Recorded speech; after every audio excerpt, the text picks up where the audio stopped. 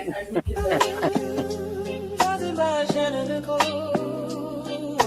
culture meets context.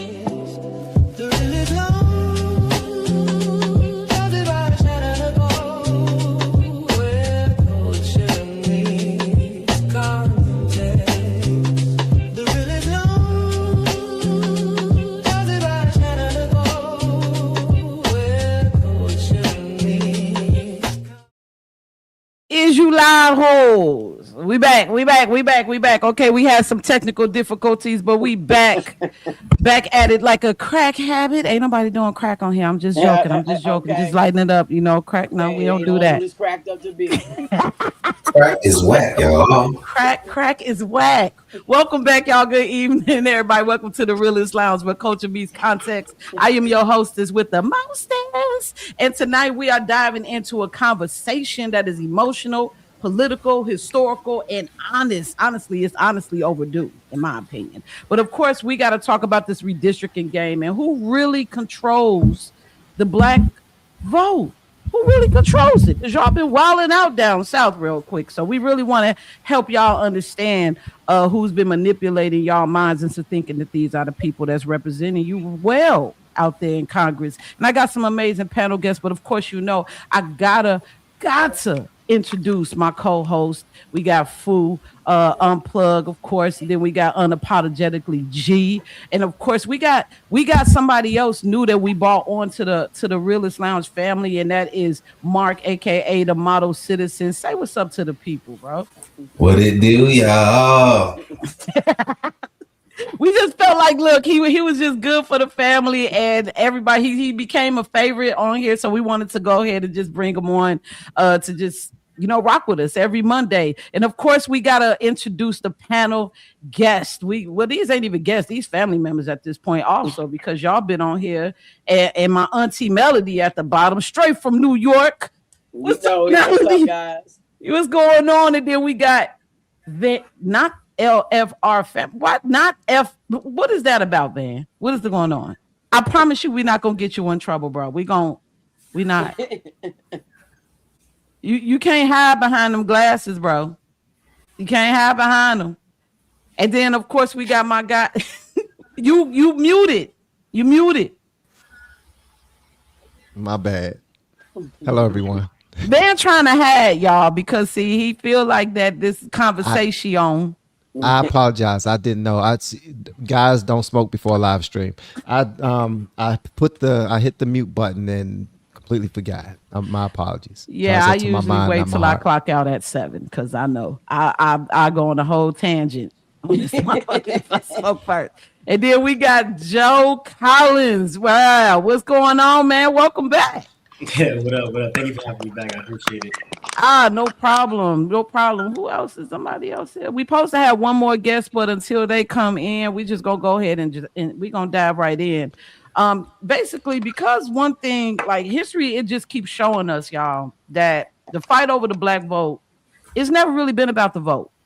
And I don't think a lot of people understand it. It's never been about representation. It's always been about power, control.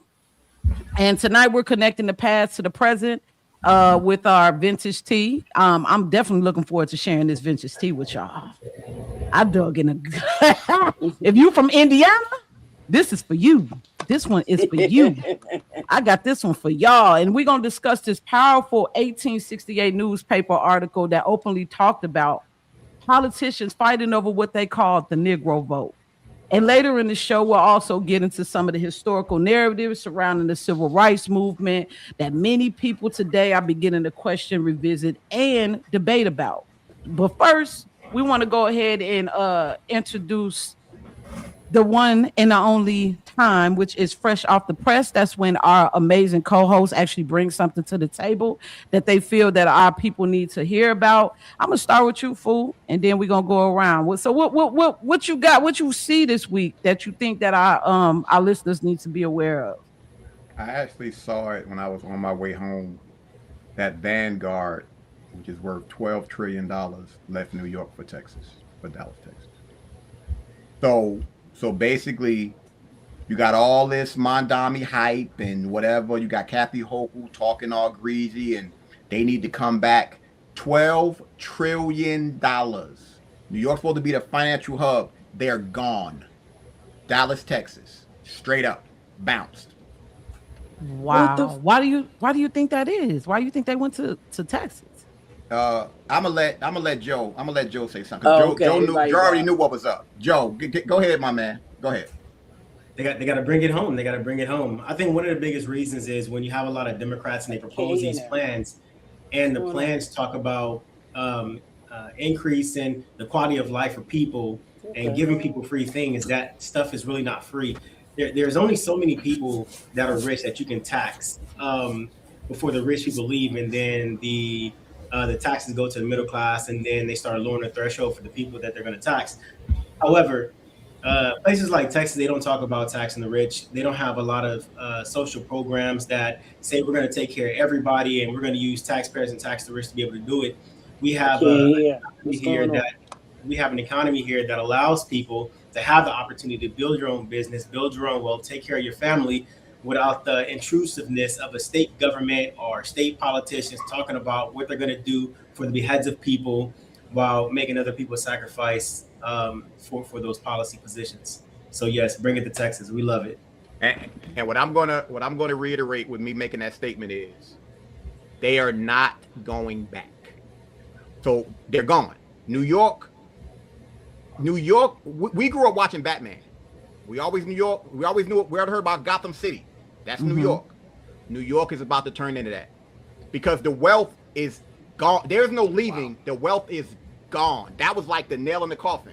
So we about to see what's up, and they want to make up fabrications about Mondami balancing budgets and all that. Go ahead, balance that one. Get them back. Gotham City for the ghetto. It's gonna be Gotham City. Melody, you gonna be all right. You know that's your city right there, man. What's going on out there? I think she left real fast. She'll be back. All right. Well, that's interesting to know. Not a fan of Vanguard, many reasons, but they necessary. Our government likes them. The Federal Reserve looks at them as their sugar daddy. So therefore, they ain't going nowhere no time soon. Hopefully it will breathe life into Texas and they don't, try to come there. And I see your face, Mark. I see you down below me. What you got to say? That's where you at right now. How you feel about that? They say all money ain't good money, but no money ain't good. I'll leave it at that. This is true. IG, thank you for that fresh off the press. There's definitely some interesting information there. What you got going on, G? What you see? I know you saw something that you feel like the people need to be aware of. Is she there? Unapologetically, G. I'm gonna just go to you, Mark. She muted. Yeah. She gotta unmute. Go ahead, Mark. I'll go to you. Well, I guess the news that I saw was the saga of Dr. Cheyenne Bryant, or should I say the artist formerly known as Dr. Cheyenne Bryant. And how many people are going to continue to get away with grifting the Black community and milking us of resources? I mean, how many times are we going to continue to fall for the banana in the tailpipe? Like, we was breaking down doors, defending this woman.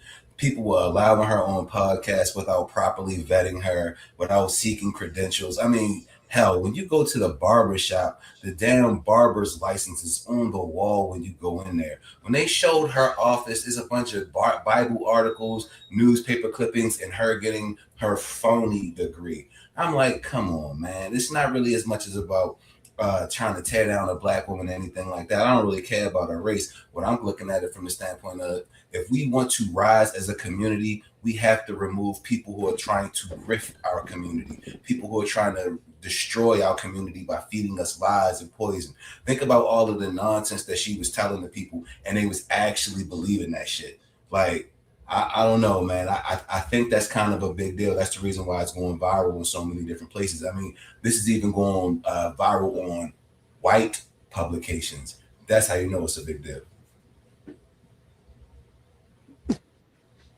the thing. When are we gonna stop letting people grift? Like, it's like we keep falling for the same thing. Do you all remember there was Hillman University on TikTok? Did you all hear about that, Boo, Joe? I know because I got a Hillman shirt, so I know. Yeah, I know about that shit. I was watching them with that bullshit. Yeah, so they had Hillman, and then they had something else that was supposed to be similar to Hillman, where they were taking money from Black people to like kind of build something similar to what they were doing with Hillman. They walked away from Hillman, but it was something else that they were doing. And the lady who they were giving their money to, who was supposed to be helping them with crypto, took their damn money and just deleted all of social media. I'm like, what? Why we keep believing folks without doing our research? Because we desperate looking for a friend. We just out here lonely, wanting to sit at the cool table kids. You got the Latinos and you got the white folks. They all got their table and they all sit together. But then when we come with our lunch, they be like, nah, you can't sit here, Negro. That's what it is. And we feel bad about it. So we be just looking for a friend. That's why we fall for anything, bro. You just said that. Did you hear about the chicken? I think she was in Chicago with the prom dresses. Did you hear about that? No. What happened with that? Y'all didn't hear about this? I think it was Chicago. Chick was supposedly making prom dresses for girls. The line was around the corner. The chick took the money. These little girls didn't have prom dresses. Look up the story. Wow. It will blow. When I say, let's just say, Pretty, where you live at right now. Imagine a line from your door to outside. Just think about that. All young girls with their prom dresses. Beat them straight up. Whoa. Yeah. Crazy. That's crazy, man. Yeah. And these parents be spending some bread. Yes. They be spending bread on prom is like the pre-wedding nowadays. Like they be spending bread. That sucks. Look at Dr. Umar. He one of the biggest grifters of the community. How long he been trying to open this damn school? And how many people continue to donate to it? Hey, listen, man. He got the school, okay? He got it. When it's gonna get open? May not have no students. The AC might not work. Amongst everything else, but he got the goddamn school. Okay, listen, leave it exists. It's just not operational. Man, Umar Johnson would be better off opening up a rib shack, strip club / comedy show before he opened up that damn school. Ain't He's nobody quite entertaining listening. if you ever just listen to him speak. I mean, he's very entertaining, and I hate that for him. He needs to be a comedian. Dr. Umar should be. I'm dead serious. He should be a comedian, hands down. Yeah. Any man that calls his little head the Shango stick should definitely get a check for comedy. The Shango stick. Shango stick. G, you with us? I am. I'm having the same difficulties with this weather as you are, sis. Okay, it's all good. We just wanted to make sure you were still connected to us. Did you still want to take some time? Yes, I this past week the rededication of America to God and the Holy Spirit was done, and Mike Johnson, the Speaker of the House, did a prayer. He did an excellent prayer about the direction and where we should be going as a country, and it was pretty good. It's a whole lot of celebrations happening for 250-year anniversary, and I believe that was a kickoff of it. Cool beans. Well, that sounds awesome, especially for all of my religious Christian people.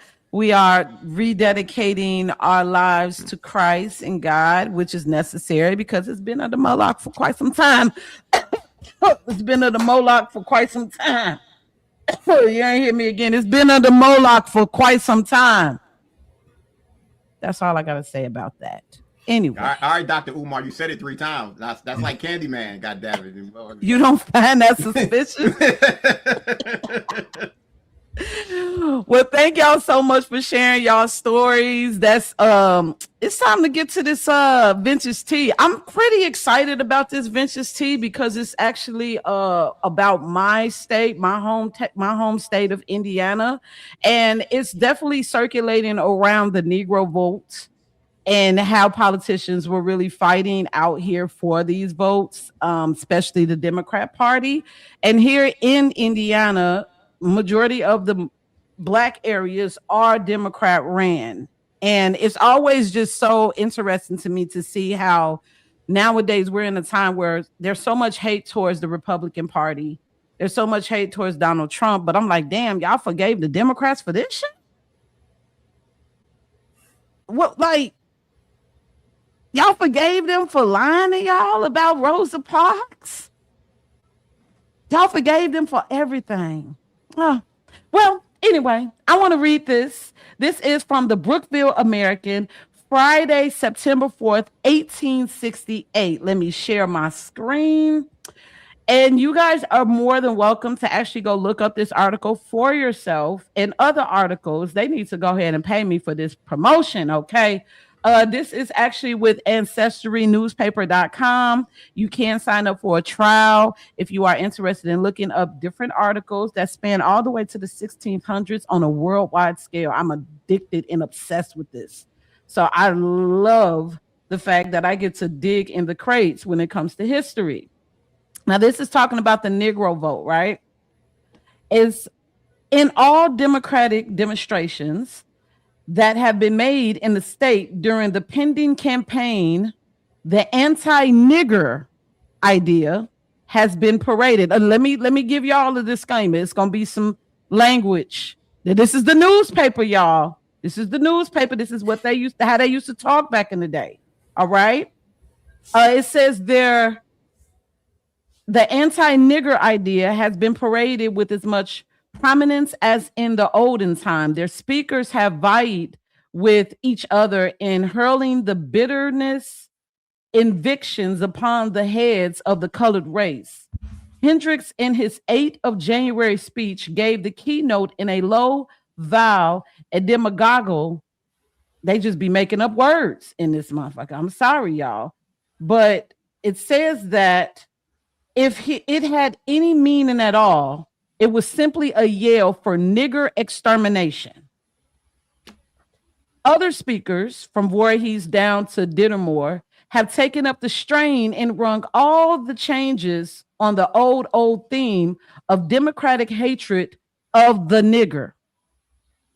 Torchlight processions have been radiant with mottos illustrative of democratic fear of Negro equality. So they were scared that there was going to be any type of equality amongst the Negro race. Mind you, around this time, Negroes were voting Republican in record numbers.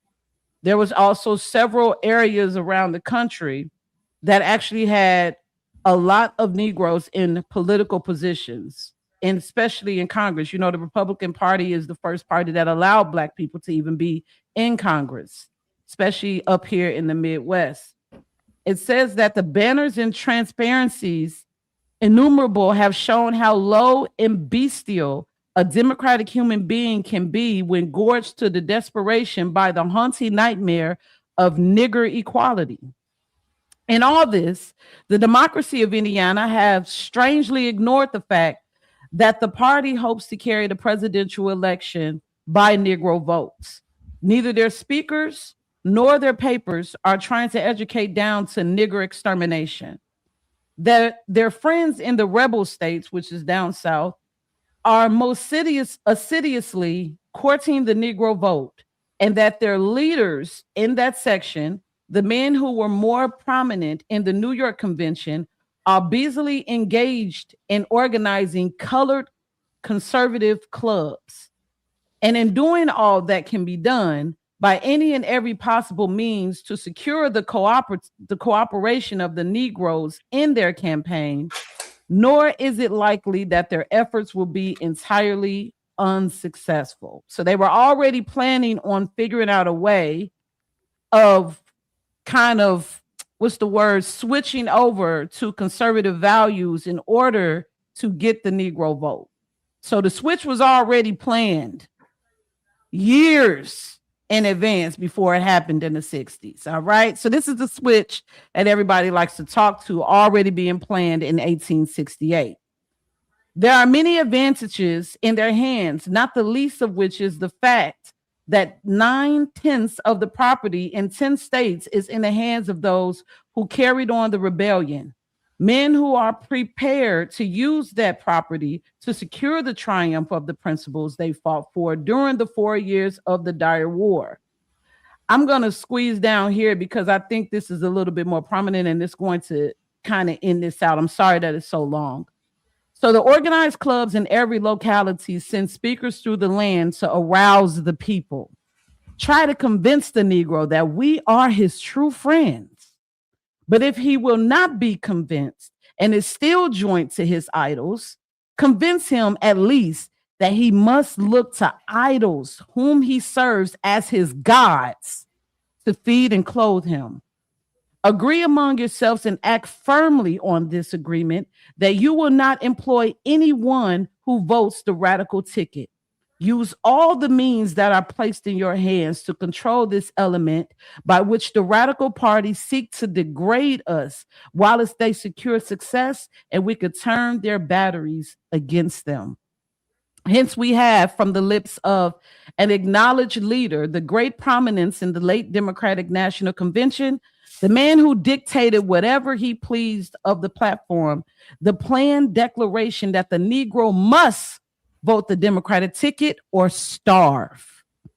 A more stance utterance never came from human lips, and yet it is the true spirit of modern democracy, the same spirit that will be manifested in these states and in this city if the party should find itself so situated as to require and be able to control the Negro vote. And this is the Brookville American, Friday, September 4th, 1868, just a few years after slavery was emancipated. So yeah, that was pretty heavy for me to read because like I said, this is my state. And here in Indianapolis, in Black neighborhoods, like here in Indiana, like Gary, East Chicago, these areas mainly vote Democrat, and they are shitball as we sit here today. Anybody got anything to say about this article before we dive right in? Go ahead, Mark. Yep. I think that one of the worst things that you can be in life is a Black Democrat. Why is that? If you want to call yourself a Republican, cool. You want to say you're independent, cool. If you want to say you don't affiliate with nothing, cool. But to say that you're a Black Democrat, that's wild to me because these people, since the inception of the party, have been trying to destroy us. From word go. It was created to keep us enslaved, to keep us under their thumb, to keep us controlled. And then once they had no use for us, to exterminate us. You just heard what he said in the article, the one of the worst. He had a nightmare of nigger equality. That was a nightmare for him. A nightmare. Think about that. A nightmare. He's saying that gave him a night terror. He woke up in sweats in the middle of his night thinking about the idea that Black people would be equal with him. I'm just saying, bro, these are the same people who from word go have been trying to destroy you. They just keep changing the form because no matter what, Black people have been resilient throughout time and have been able to overcome all of these obstacles that they continue to put in our place to try to destroy us. But now they finally got us. Lyndon B. Johnson, he was the one. He said, I'll have these niggers voting Democrat for the next 200 years. Now we, what 60 years in? Our neighborhoods are shit. Fathers have left the community. Everybody is dependent on welfare, free goods, this, that, and the third. We live in what I like to call the baby mama era. You think this shit was by coincidence? They've been planning this shit for years. And y'all keep falling right in line for it every time. And then you want to sit up there and get upset. Oh, I can't believe the Republicans. They're so racist. They're so... Are you shitting me? Are you shitting me? Yeah. Yeah, that's heavy. It's heavy. And, you know, while I was reading this, I just think about the whole redistricting conversation. Like, I ain't going to hold you. I'm very new to this political game. I didn't really get deep into it until I saw that I was being called Coon and Uncle Tom when I openly admitted that I was voting for Trump. I was just like, shit, I thought this was America. I thought I could vote for whoever I wanted to vote for and still be okay. But apparently not. Because I'm like, God, y'all hate Trump this much? Y'all really hate this man this much? Y'all hate Trump more than y'all are. I don't know. They hate, But more, it's they hate just Trump more than they hate the interesting. devil. You said what, Mark? They hate Trump more than they hate the devil. It's the devil every single day trying to mess your life up, talking bullshit to you, whispering in your ear negativity and nonsense. Donald Trump don't even know you. But do you think that like maybe people like down south, they have this bad image of the Republican Party because of the switch? No, not at all. What you read is not common. You can go through the Library of Congress and you can read from the early 1700s all the way up until now. White liberals or white Democrats has been beaten and unalivened and shaming and guilting, tripping Black people into voting Democrat. So what happens is they are carrying on this same thing till today. We were just reading on live the other day about in Louisiana how slaves became free and the white Democrats started beating them until they started voting Democrat. It happened. You can look at the story of Bill Tillman. They call him Pitchfork Bill Tillman. He actually took an army and threatened the Black representatives not to come to the Congress to vote. And he was a senator. So this is not new. I think the only difference is now is they get their orders from the Democrat Party, and then they'll utilize the Black women in the Democrat Party to influence the Black men, and they'll go attack everybody who didn't vote Democrat or who is not a Democrat or who thinks different from Democrats. And it's been going on since the 1800s. It's like it's ingrained in their DNA to fight back against a thing that was beaten into them. Like, I think there was a story, I can't believe I think Malcolm X said it, the slave master will beat you until you say you believe in Jesus and then pray to the same Jesus to give him strength to keep whooping your ass. It's the same exact thing. It's a cycle. It's a repeat cycle, but it's like Stockholm syndrome. They can't even get out of it. Wow, that was a hell of a quote. Jeez. I just sent you a video on TikTok, sis. Okay. All right. Anybody got anything else? No? Van? I definitely have something to say. Okay. I agree, and you know how I feel about Black people want to put Black in front of everything, but still want to be called equal. Either you want to be a human being and be equal, or you want to be Black and get the stigmatisms and everything that belong to it. So I just don't understand how, like everybody else on the panel has said, how everybody has still voted in the same democracy that allowed them to be. And you'll tell them straight to their face and they still will not change. It's a Stockholm syndrome, like he said. Why is everything Black this, Black that, but you want to say racism? You are the only one perpetuating the racism. You want to be in a group. You want to be isolated. You want to be enslaved. Enough. Make up your mind. It's double-minded in all its ways. They love the Bible, but they so damn don't want to read it. Can I ask y'all a question real quick? Based on what she just said, who was the person that said Jim Crow 2.0 first? Please tell me. Hillary Clinton? Chuck Schumer. No, Chuck. What? So I want you to think about this. I want y'all to hear, based on what Tiffany just said, you got us perpetuating this, that, whatever. When the SAVE Act was introduced, Chuck Schumer was the one that said Jim Crow 2.0. It wasn't a Black person. It was Chuck Schumer. What? This is the Twilight Zone, y'all. It was Hillary Clinton who told all of the Democrats to hate Donald Trump. Before that, he was a staple in the Black community entertainment industry as well. Who was? You said Donald Trump? Hillary Clinton told everybody to hate Donald Trump. And I didn't, and you know what was crazy is I didn't understand why there was so much hate on Trump, because I was just like, wait a minute, like this was somebody that I grew up and America loved him. You know what I mean?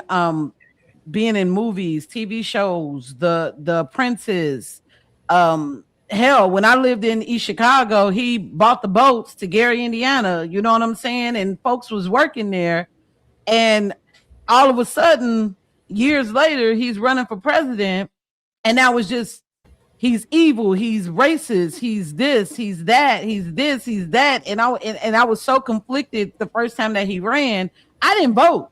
I didn't vote for him or Hillary because I sure didn't trust her ass.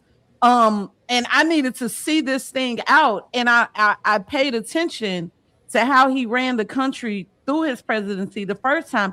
And I liked it. I liked what he was doing. I like that I was seeing so many brothers get on. I was getting good jobs at that time. And it could have been possibly just me, but I never thought I was going to be working for Apple. I was a waitress for years, and I was getting good ass jobs. Flew out to Arizona. Like, seriously, I was getting blessed under Trump. And then it was just like, even when I was going through my little low point, I was still making it. Like, jobs were so plentiful, like around that time. It was like when COVID came, I feel like that's when it kind of like stopped his motion. And now he's being looked at as just being a president that was there under COVID. I feel like they only associate COVID with Trump in his first presidency, as opposed to the amazing things that he actually did. And I feel like that's not fair. That's why I was like, fuck y'all, I'm voting for him again. I'm voting for him in 2020. Trump is one of the most hated people around, right? And it's all manufactured. And the reason why they hate him is because he used to be a Democrat, and then he crossed over and decided to go Republican once he seen what time it was with Barack Obama. Once he seen Barack Obama wasn't who he said he was, that's when Trump was like, you know what, I got to do something because I see what type of bullshit they on. That's when he decided to hit him with the crossover. When he did, that's when all his friends who used to be his friends, Epstein, this, that, and the third, all of them people, the Clintons in particular, that's when now Trump is, we hate him, he's bad, he's a bigot, he's a racist, and the Democrats just count on you having amnesia and forgetting about the past. Like, you can't go back and see footage of him with every single black athlete, every single entertainer, he was even on the 50 Cent and Tony Yayo show with DJ Who Kid. Like, why in the world would he be on G Unit Radio if he hated black people? I mean, I could think of a lot of places where a billionaire could be other than G Unit Radio, hanging out with a bunch of low niggas. This is facts. You have to also understand that you have somebody who disrupted their system. That's the whole, like, mind you, don't get it twisted. Anybody can get that tap on the shoulder. We understand that. We totally get it. So nobody's gonna say he's perfect. None of us will. But when you disrupt the system, it's different. It's the same way the powers that be fuck with Trump is the same way they got the dude that with the Megan Thee Stallion thing. What's that dude? Tory Lanez. Tory Lanez. When you disrupt the system, you're hated. Now, mind you, an independent artist, they don't like independent art. They didn't like independent artists before because it disrupts their system. They never want that. And what we have to understand, I mean, I know everybody in this panel get it, but people who's watching this, who always want to make everything political, understand, like George Carlin said, it's a big party and we're not invited. But they know how to have us fighting over bullshit. Stop it. Literally, they're not gonna stop it, bro. It's not gonna. No, they're not gonna stop it. But that's where the problem. That's where the problem lies. The problem lies is that, and y'all have heard me say this a million times.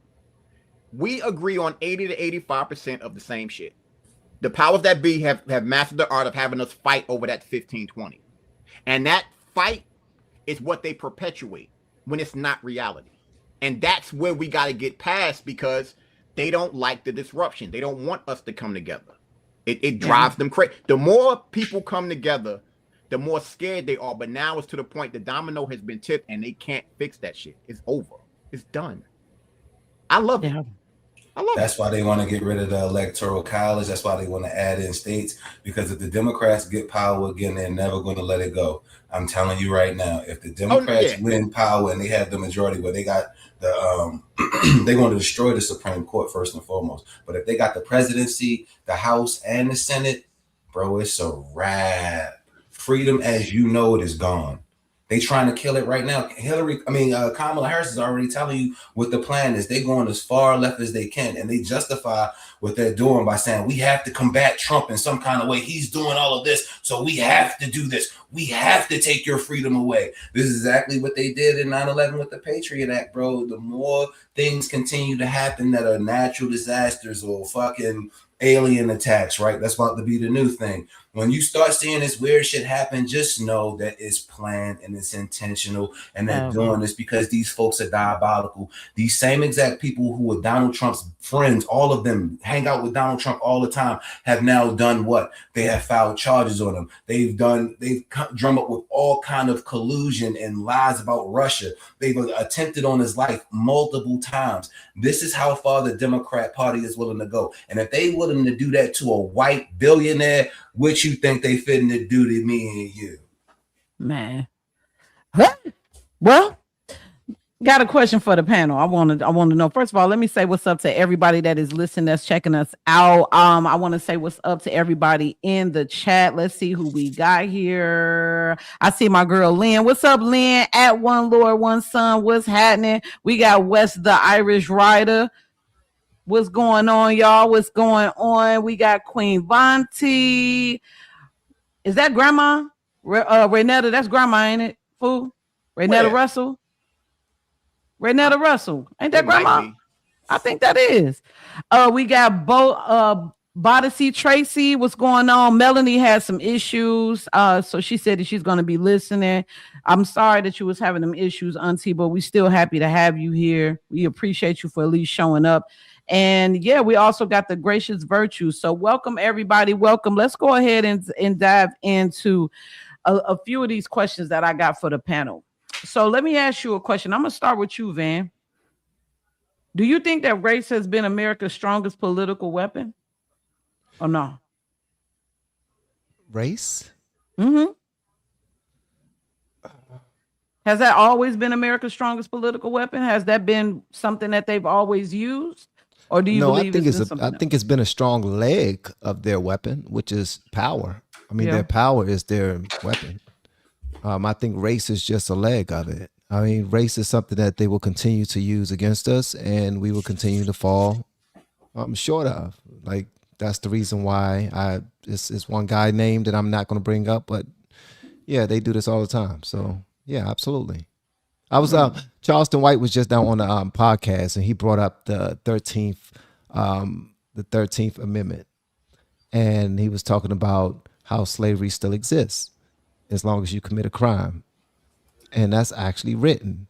And I was looking at it, I was taking screenshots, I was about to do some content on TikTok. I was like, holy moly, I should have already known this part, but I was one of the people in the room that did not, because I don't pay attention to politics and the amendments and all of the Constitution.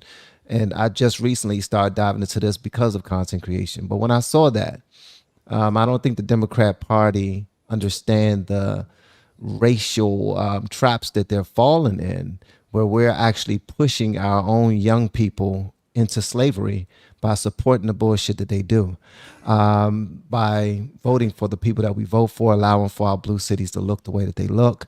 And whenever our young people buck the system and continue to just want to do whatever the hell they want to do, we support that shit, and they just go away to slavery, and they have something to brag about. And now they got that, what's her name, Perrine Reno? What's her judge? Talk about the Indian chick that talk about the reparations? No. The attorney for the DA for Washington, D.C., where she said that parents are about to start being charged for their children being out at a certain time of night and committing the crimes that they commit, which I think, honestly, I think is way past due. I think that should be in many places to keep it a buck. But in blue cities like that, we allow the other side to convince us that the opposite side is the racist side and not the ones that's using us on a daily basis for their own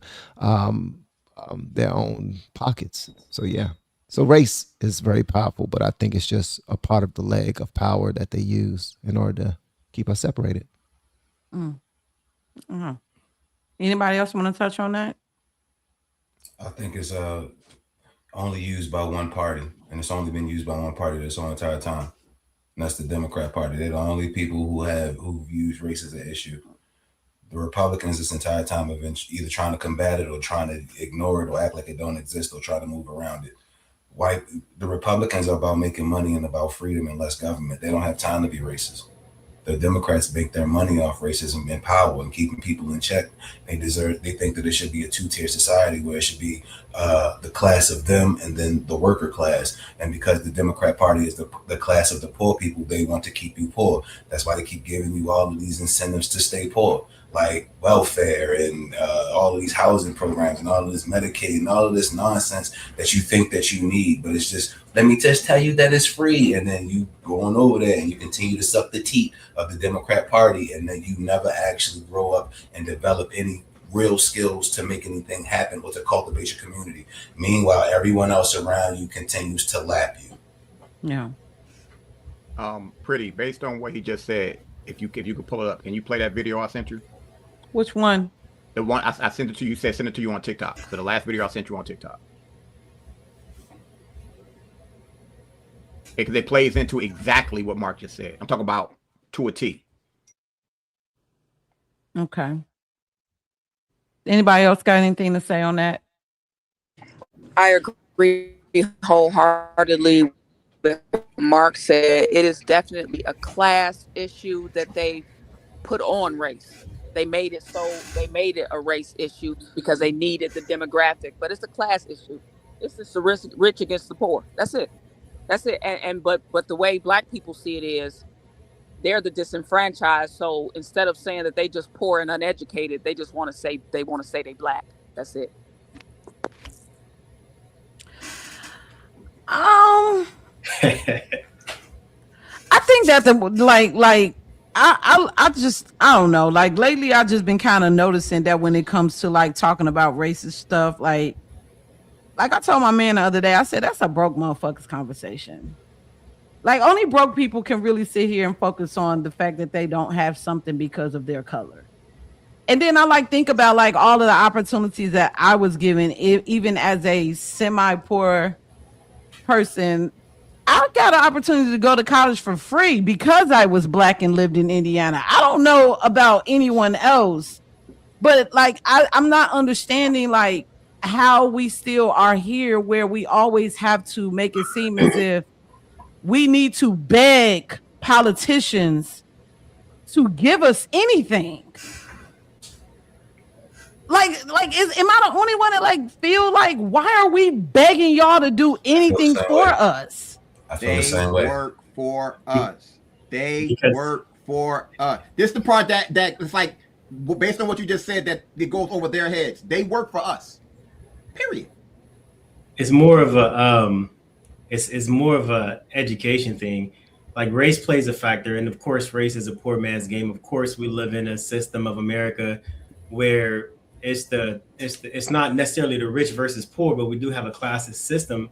Yeah. But education, I mean, like I've never heard a Democrat tell the truth about anything, not when it comes to race, not when it comes to society, not when it comes to how the government works, not even when it comes to redistricting, how they say they're ripping away the Black vote. This is not even the closest thing to truth.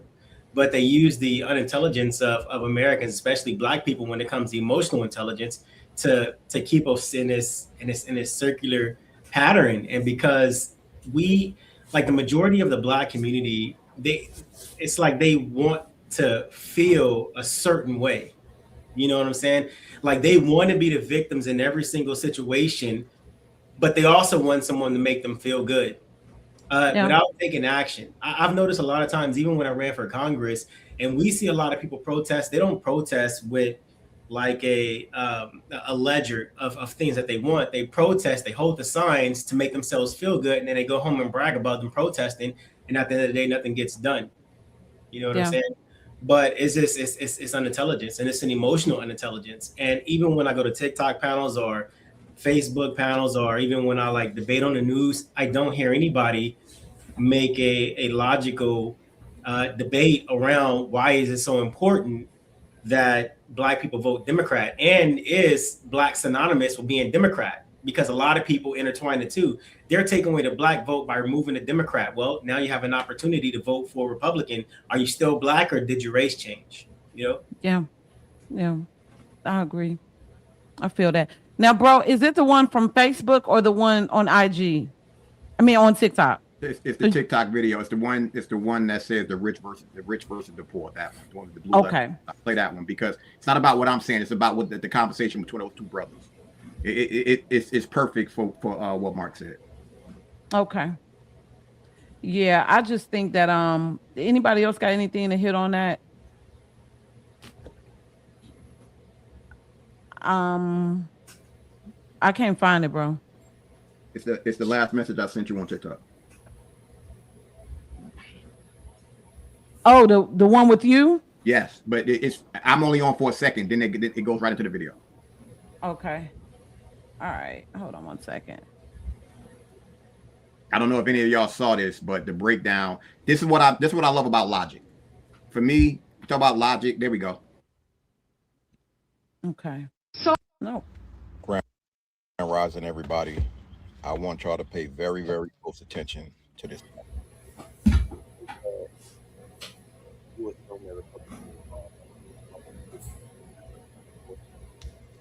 I think so. I think if I were a multimillionaire, I would probably try to see the side of Republicans. I don't know why. Like I said, it's just those stigmas. Let me ask you a follow-up question. If I know that I'm the party of the poor, what does it benefit me to try to make sure that you're rich? They don't. Exactly. And so my policies are going to align with that, keeping you poor. That's why you have systems like the welfare program, where you can't earn over a certain amount or you lose your benefits. I'm going to keep you poor because I'm the party of the poor and I need your vote. Whereas if I'm the party of the rich, I have every incentive to make sure that you become rich if I want your vote. I need to put more money in your pocket. I need you to understand that you can make as much money as you want to. I need to put systems in place that get out of your way when you're trying to open up your business. You know, I don't need to put a million regulations in place if you're a barber and make it impossible for you to get a license or to go and work in a shop. I need you to make as much money as you can, and I need to step out of your way so that you can be successful if I'm the party of the rich and I want your vote. If I'm the party of the poor, I have every incentive to keep you poor. That's I'm gonna put more regulations in place. I'm gonna make it as hard as possible for you to get a license to open up your shop. I'm gonna make it as hard as possible for you to escape these taxes. I'm gonna make sure that every roadblock possible is in your way, because once you become rich, I no longer have your vote. The reason why I wanted y'all to watch that. You can stop it. That's why I wanted you to play that video, because that conversation was conversation between two brothers, and look at how he switched. He flipped the switch on the other dude. Like, oh snap! I never thought about it like that. Those are the types of conversations we have to have, because none of us want anybody. We're not going to tell you how to vote and who to vote for. Right. We just want you to be. We want you to not be politically ignorant, because certain things that are said is frustrating. Because I'm like, are you serious? I'm saying, listen to this. Are you serious? Did you really just say that? And that's what we're dealing with consistently.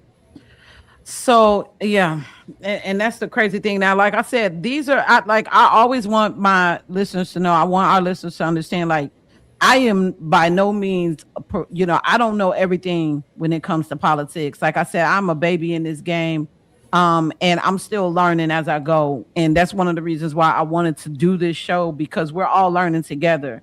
And I really would like for Joe, since you are really into politics and you have ran for a political position, can you break down for our listeners what exactly is redistricting and gerrymandering? Like, what is that? And how did it come to play?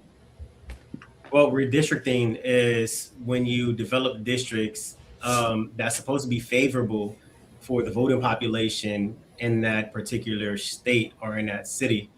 A lot of times when you redistrict, it used to be you redistrict because of the race, back when, before we had affirmative action, and, when Black people were still being discriminated against, because you needed that representation. Whenever, just like the article you read, they started beating people into submissions, then they wanted to create districts to keep those people voting with the same voting patterns. Like, if you guys vote Democrat, we want to keep you voting Democrat, and then we're going to keep this population voting Democrat. So everybody in that population we're going to try to find a way to create maps where we can keep those people in that population so we can maintain power, and then we can focus on something else. Right now, what's happening with the redistricting is because there is no prevalent signs of inequality based on race, when it comes to redistricting, race is now out the picture. So they're not pulling away the ability for Black people to vote. They're changing up the way the competition is had whenever it comes to the politicians running for office. So now you have districts that actually look like pockets. They actually look like squares, circles, ovals, or rectangles instead of looking like, salamanders or mermaids or, whatever the case may be, to make it more fair. For me, I'm totally against gerontocracy in United States politics. And so I think this is a good thing. When I see a politician who has been in office for 20, 30, 40 years and they're complaining about being gerrymandered out of office, my first thought is not why they're being gerrymandered. My first thought is, why the hell somebody vote you in office, 20 years, 30 years, 40 years in a row, and you're still in politics? They need to be swapped out. And so I think this is a good opportunity to be able to remove some of these people from office by redistricting and forcing politicians to be able to compete for the vote. And that's not just for Democrat states, that's for every single state across the board. I think every single politician has to compete for their seats. And so I think the lines need to be redrawn in every district across the entire United States. Everything should reset or should restart.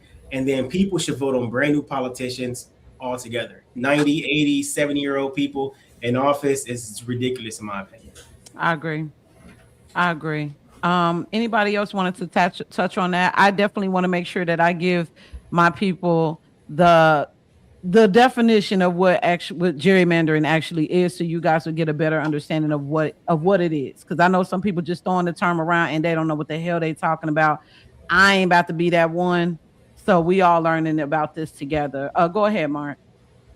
Oh, I was going to say, basically, gerrymandering is when you're drawing the lines to make it, favorable for one party or the other based on whatever criteria you want it to be on. And I personally think that what Joe said was accurate. And if I'm a Democrat, why would I want the competition? Why would I want to have to compete? That's why you see them going so crazy, and they'll tell us anything. Oh, they're taking your votes. They're taking your rights. No votes, no rights. Nothing has been taken away or has changed, but they want us all packed into these districts so that way they can minimize the impact of our vote. That's the reason why they're bitching so hard about the Black districts being broken up. And how can we scream about racism but then want our political parties to draw lines based on race? Yeah, it makes sense. Yeah, I agree. It like I said, this is a new term that I learned about because I was just kind of interested in wondering, like, why does it feel like certain cities vote the same way for like decades? Like, you don't want nothing else. You don't want to see nothing different. You know what I'm saying? I'm thinking about places like Gary. Like, y'all been voting Democrat for so long. Like, y'all don't want to see nothing new. I seen your hand, fool. Go ahead. The first thing I'm gonna say to everybody is, go look up how gerrymandering came about and who started it. It's actually I was about to do that. Yeah, it's actually named after the person. That's number one. Number two, when you start talking about this, I made a video about this. I think gerrymandering should be abolished, period, and nobody should be able to use it. But what I will say with what just happened, it's actually a benefit. So for everybody out there who is Black that's complaining about it, just understand now whoever runs in your district, they have to actually go out there and earn your vote. It's not just you're just gonna vote for somebody because it may be somebody you don't know. They have to come talk to you now. That's one positive of it. The second positive of this gerrymandering thing, what the redistricting, the Congressional Black Caucus is about to be done. Thank God, man. Because like 19 or 20 of them are about to be drawn out of their districts. I love it. Because guess what? They ain't shit. They ain't been, they just like Homeboy from 5 Heartbeats. They ain't shit. They never been shit. That's exactly, well, excuse me. They were back in the day. They were back in the day before we were being thought of. Now, there's nothing but tethers. Period. So that's what it is. I'm glad that it's happening. This the big head fucker that started gerrymandering, y'all. Like this him right here. Apparently, they say that he's the father. He goes by the name of Eldridge Gary or Jerry. Eldridge Gary. While it's not a name heard frequently, but basically it seems like that he is the one who actually wrote it because his ass was unsuccessful as a politician. Am I saying this correctly, Joe? When it comes to him, he was like not good at being a politician, so he decided to make up some rules. Yeah, they don't like the competition at all. That is Listen, you know what? I ran for Congress against Maxine Waters in the 43rd Congressional District of Los Angeles, and there was only 12,000 Republicans when I ran, and I was in 2020. And, you know, first coming out the military, getting involved in politics and everything, and having my first run, I mean, we registered over 60,000 new Republicans in that district in one election cycle. So I'm all about competition. It doesn't matter if you're a Republican or Democrat. And during that election cycle, they made it to where you have to be in the top two in order to win, top two vote getters. There was no top Republican or no top Democrat. If you didn't run, you automatically go to the general election. You actually have to compete. And I think everybody should have to compete. And I lost. And I think I got cheated because the number of votes Maxine Waters got, she has never gotten in the history of her term in Congress. All 47 years, she's never gotten that many votes before. However, everybody should have to compete for them votes. I don't think anybody should have to shoe and see. I agree. I just feel like that it should be the same thing that they do as far as like presidential campaigns. Like when it comes to the president, it's usually, unless they have a longer term, like they serve 8 years as opposed to 4. Like there should be a split, like there should be a break. Like, okay, if we got one Republican for 4 years, we should have a Democrat for 4 years and so forth, so on, unless they win again. So I just think that like it's very strange to me that people will continue to vote for the same party knowing that ain't shit getting better. If you know that ain't shit getting better, what's the whole point? And then it makes a whole lot of sense because it's like, okay, well, we know that Democrats hold the power in this specific district. So now what we're going to do, we know that black folks going to vote for us regardless. Like it don't matter what. We could call y'all the dumbest niggas who can't read or use the internet, and you still gonna vote. And they have. Man, there's a video. Every single election cycle. Black people don't know how to use computers. They can't get IDs. They don't know how to use fax machines. All type of shit. They do that every single election cycle. And then what? And then if you notice, what they do is that's the first area that they dump illegal immigrants in. That is the first area that they're going to send them. So not only, what's crazy is not only to live there, but to create businesses there where they won't even hire you to work at. There's a video. There's a video that you can go find of Nancy Pelosi saying we could put a D on this glass of water and they will vote for us. I saw it. You can go, yo, that video was telling to me, and I'm like, oh, and that video, see, that's not, I gotta find it. I'm gonna make a video with that one too. That should be telling people something. My whole thing is vote however you want to, but vote, don't just vote blindly. Know who you're voting for and understand. Like, seriously, don't vote against somebody. Vote for somebody for a reason. And if there's nobody you believe in, write in your own name. Seriously, like I mean that. I agree with this. Shout out to David Weiss. Welcome. They keep the Libertarian Party off the debate stage on purpose.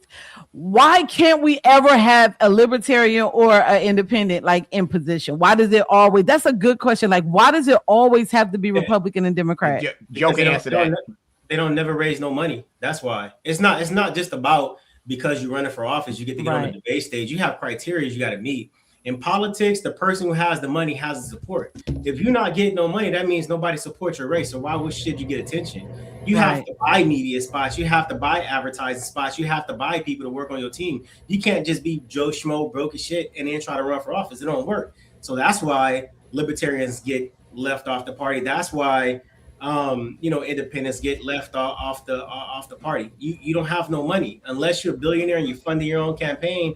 Like the Bloomberg, like he did, then you can get on the stage. But if you broke, you're not getting on that stage at all. It's not gonna happen. Yeah, damn, that sucks too. I'm not gonna even hold you. Hold on, let me read this comment real fast. What's going on, Betsy? It says David Vice. Oh, it says when Perot started making a dent, the Republicans and Democrats got together to make it nearly impossible for a third party to win a presidential election. Let me tell you something. This how young I was, but I was still kind of tuned in, and I remember Ross Perot. Ross Perot, I them damn remember ears. him. Them Yes, ears. but Them fucking yo, ears. people like Ross Perot and Alan Keyes were people I feel like were completely skipped over. Because like looking at them now today and seeing what plans that they had in position, I would have liked to have seen them be able to at least get some type of position. Like Ross Perot had a really good idea. Like I watched a couple of his videos. He had a great campaign, but I think that because he was up against some powerful people that maybe he just got completely skipped over, or maybe people just didn't pay attention to him. Even when it comes to Alan Keyes, I don't think I've heard another candidate speak like Alan Keyes in a way to where it addressed the foundational Black Americans. I don't think I've seen that in a very long time. And y'all skipped over him to put Obama in place. So I was just kind of like, damn, Obama kind of came out of nowhere and wasn't really talking about shit. Alan Keyes was cool. Y'all messed up, boomers. This is on the boomers. It's y'all fault. The Tiffany? Democrats understood even back then that the black folks are about feelings and overly emotional situations that don't call for it. Once you figure out how to play on black folks' emotions, you can figure out how to control black folks. And so that's what they've been doing this whole entire time. They just find a way to trigger you. And the easiest way to trigger folks these days is throw out the R word, race, racism, something along those lines, where somebody hates black people or did something to put a black person in the victimhood state where it's a white person that's the perpetrator. Like, at the end of the day, it's all one big scam, and we continue to fall for it. It's actually kind of sad. You would think that we've been in this country since the beginning. We've been here for a very long time. You would think we'd be further along. You would think we would be smarter. You would think that we wouldn't fall for this stupid shit. You would think that we would not be easily manipulated by the Democrat Party or even by the Republican Party. And when we talk about a third party, the black folks, if we really wanted to rally together, we could be the third party. But you know what? We can't get two black people to go together on a business, let alone trying to establish a political party to actually make noise in this country. So, I mean, what are we really going to do? We had a political party. The Republican Party was the black people's party. Sure was. We gave it up so we can be a part of the white man's party. Just like yes, we gave up our restaurants so we can go to the white restaurants. Yo. We gave up our hotels so we can go to the white hotels. We gave up our family so we can go with the white families. Like, we want to be ingratiated in the white community so bad we even took on a party. So that's what happened with, like, in the 1800s, black people created the Republican Party along with white allies to goddamn do things for black people. But you look at the Democrat Party, they took on that ideology. They took on the party of the same people they say that oppressed us. And when they put the first person in office was like the 1930s or something like that, a black woman in office in the 1930s, and they say, look, we've changed. So we had our own. If we create another party for black people, we just gonna give it up and go to something else. And it's like they be playing mind games with us. Like and it's like y'all, that's how I know. I be thinking like, okay, are they under a spell? Because like, surely you seen this video and then you seen the video that he recently did, and y'all don't have no questions. This is the video I'm talking about. This is your fave, your black god, black people on the left that you love, Barack Obama talking about gerrymandering, and I want y'all to see the flip flop that he actually does. Means citizens' voices are being diminished. Gerrymandering means citizens' voices are being diminished. By voting yes, you have a chance to do something important, not just for the Commonwealth, but for our entire country. Even a former president, who are joining together to end gerrymandering and ensure that our democracy is living up to its founding promise. By voting yes, you can push back against the Republicans trying to give themselves an unfair advantage in the midterms. And we're counting on you to help ensure a reasonable, transparent redistricting process that honors our ideal of equal representation. Gerrymandering means... And here's another thing before we continue on with this conversation. He was not even president in 2020, so why are you even talking? Yeah, am I the only one that's just tired of seeing Barack Obama? He's the only president that's doing that. You know what he reminds me of? He reminds me of somebody who stole something from you, and then they be the ones that try to help you look for it. He the most popular person in the Democrat Party. Who else they gonna get to come out? Hillary Clinton? It's like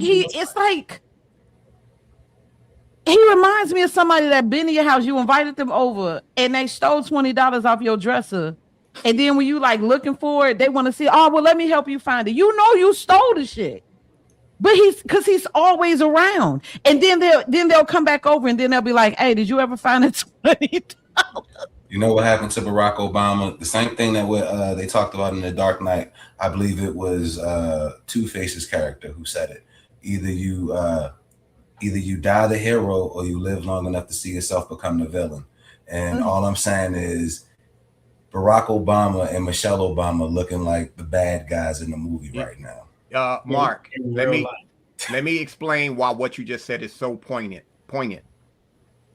If he would have stayed silent, all his dirty laundry wouldn't be aired out. Think about this. The more he stays out there, the more the stuff that he did that people think that he was so, everything's starting to come out. His legacy over time is going to be destroyed because the truth it keeps coming. That's the reason why everybody else be quiet. All former presidents are super, super quiet. You don't see them out there like that. They show up at a funeral. That's all. Nothing else. Right now, Obama is going to other countries talking to leaders. Now, from my understanding, what I was told or whatever, that's treason. You can't do that. You cannot do that. And you not just sit your ass down. But do you ever notice that like now, like they be having like scammer talk? Do you like at this point it's gotta be just because they know that they have to keep that black vote. Like they know that seeing them is gonna be like, it's Barack. But Kamala got favors to repay. You said what, Joe? Kamala got favors to repay. She raised all that money. She raised like $2 billion and spent it, and then she ended up $20 million in debt. She got a lot of money to repay. So when they tell her to get her half and half ass on that phone and go do some dumb shit, she got to do it. You know what I'm saying? You know, that's the way the game is. You can't. That neck finna be working real hard. You hear me? Yeah, you can't own your debt and think they ain't gonna collect on that. You was running for president. We gave you $2 billion in 2 months, and you screwed us. I mean, fast though. Yeah, you blew all that money. Nobody knows where it's at. That is insane. I got another video. You know, one thing I've never understood, and I still don't understand it to the death of me. Even today, these people can identify every facet of racism, white supremacy, and all of these things that they complain about the problem, but they can't write a bill to make it illegal or ban it or censure it or anything. So it's like the problem in America, according to Democrats, is racism and white supremacy. You can identify every aspect or marker or every trait of a racist or white supremacy, but you can't make a bill and pass it through the House and through the Senate, get the president to sign it to make it illegal. So it begs the question, does it really exist? Is it really true? It's merely a tool to keep poor people disenfranchised, man. Definitely does. It's not even the real thing. I'm so glad you can already play this video because I'm gonna go off after you do. Please play. Ooh, I can't wait to say what the fuck I gotta say after you play this shit. Oh my gosh, yeah, I definitely got to play this because we got to talk about what's going on in Memphis. We really wanted some Southern folks to come up here because I kind of like people who are from that area or around that area to talk, but unfortunately we couldn't get nobody from the South to come up here and talk to us. So we just gonna talk about people like this because I don't get it. I don't understand how you could keep falling for the same shit over and over and over again and expecting change. That's called insanity. When you keep doing the same thing over and over again, expecting different results. But I wanted to also once again thank everybody that's listening, that's checking in. Please make sure you all like, subscribe if you haven't already subscribed, and share. You know what I mean? Definitely share this with some people that may also be either feeling the same way or if they kind of got questions. If you want to join the panel, please don't hesitate to reach out to me or any one of the co-hosts on here, and you could definitely email us at therealistlounge@gmail.com. Let's go ahead and get into this empty bonnet chick right here talking about politics. I want to get this off my chest before I go to sleep. As someone born and raised in Memphis, the powers that be are terrified of Memphians. They are terrified of a city of Black people that can really organize and come together. Terrified.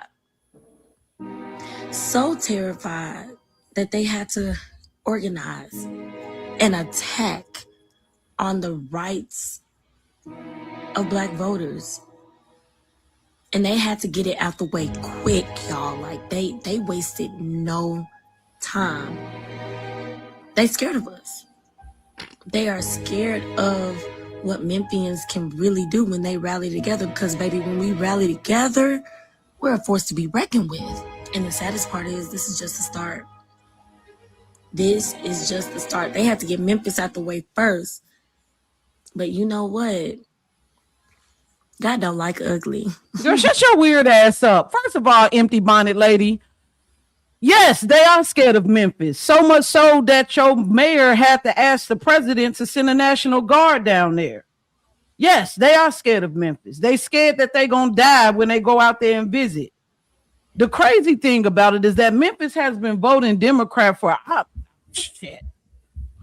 very, very long time. Very long time. But y'all don't really vote. The percentage of the people out there don't even vote at all.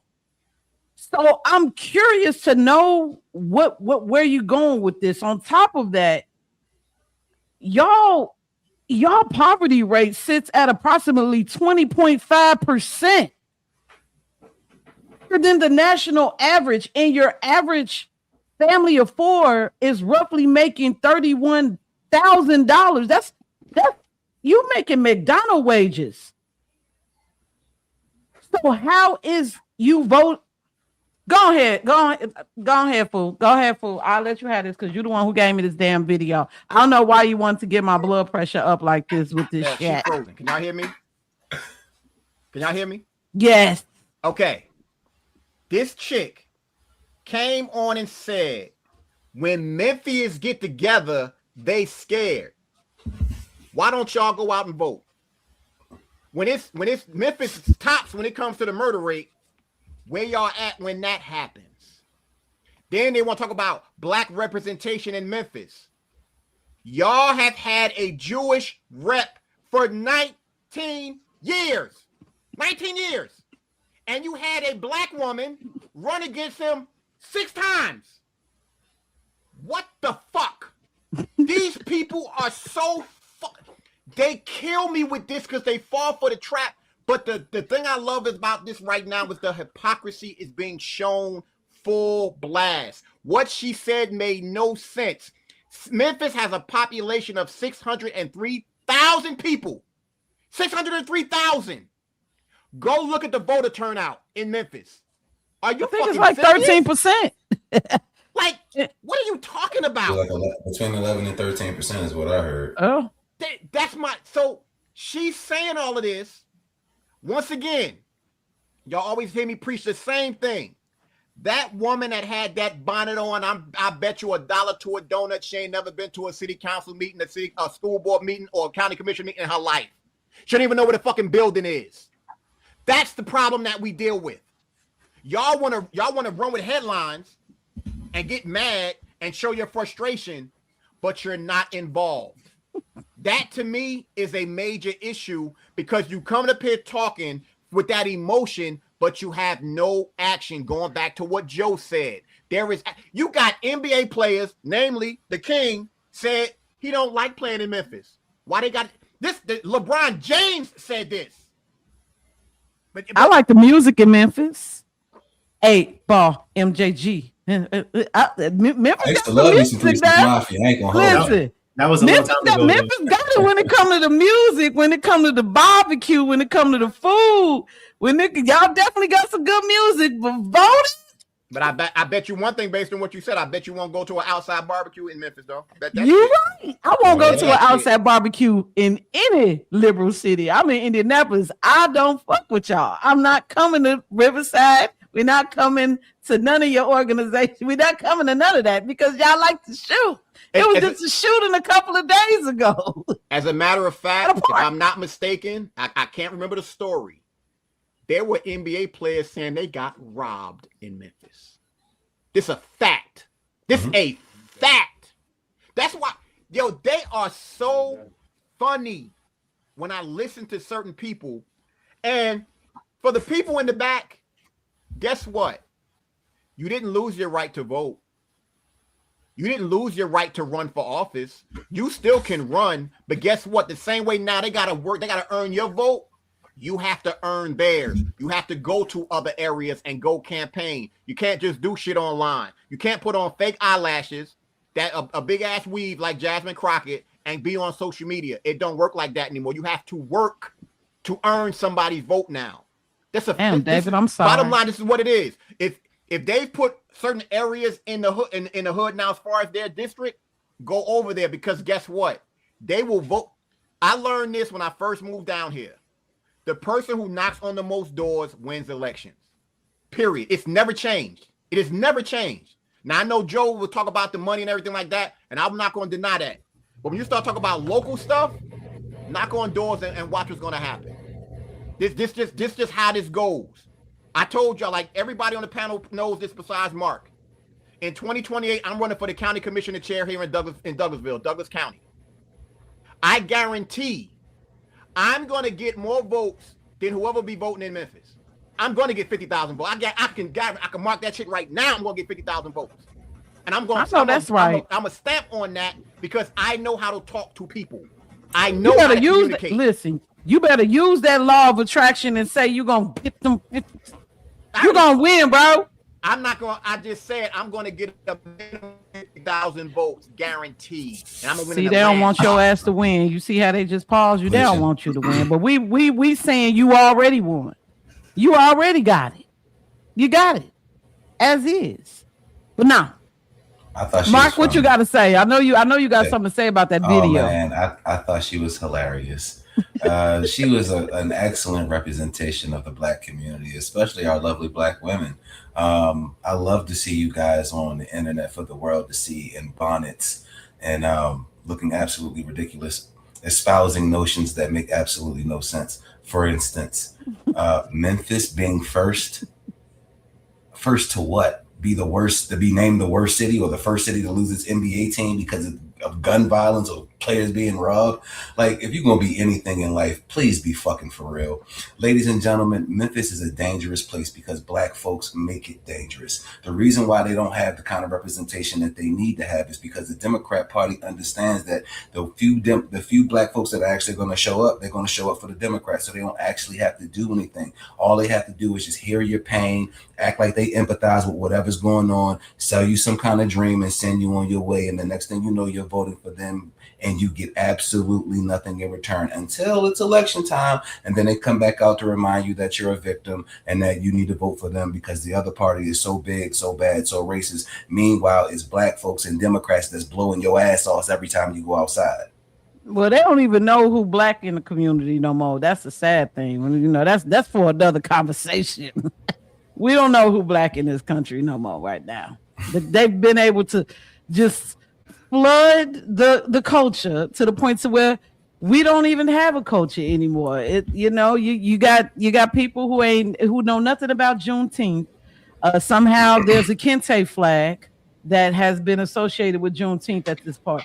Why is there a Kente flag associated with Juneteenth and the African flag associated with Juneteenth nowadays? I don't know. You know, come one, come all.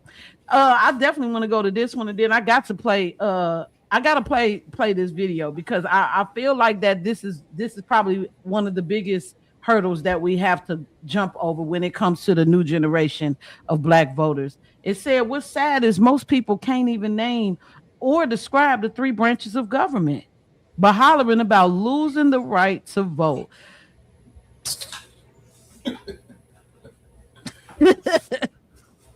They probably can't even spell the names.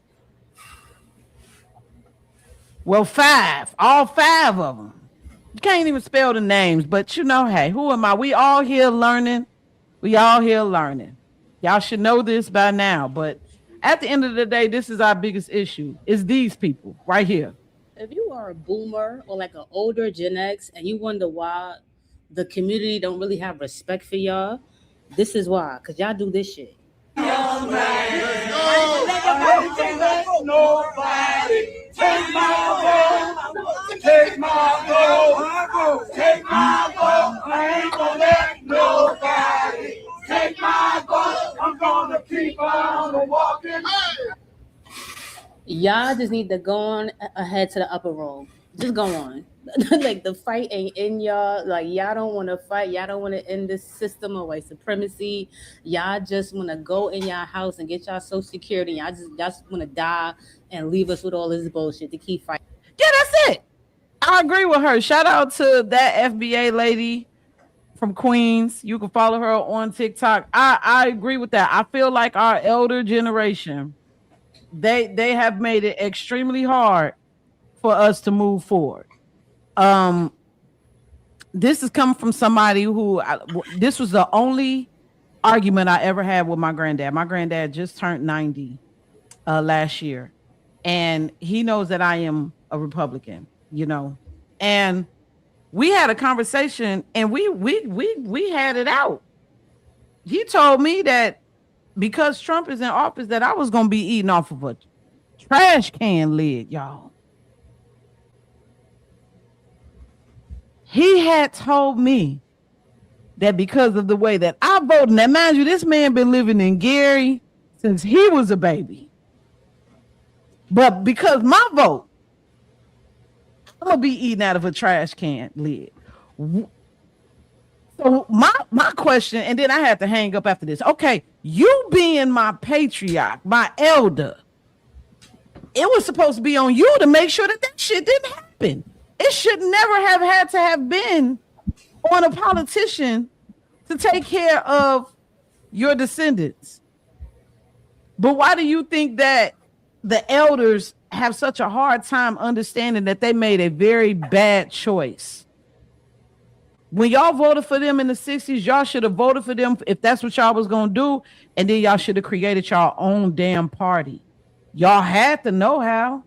Y'all had the leadership. You had the Black Caucus. Shirley Chisholm was still alive. Wasn't Shirley Chisholm a Republican? No, Shirley Chisholm was a Jamaican-born Democrat woman, the first woman to ever run for president, first Black woman to run for president, and she wasn't even supported by her own party.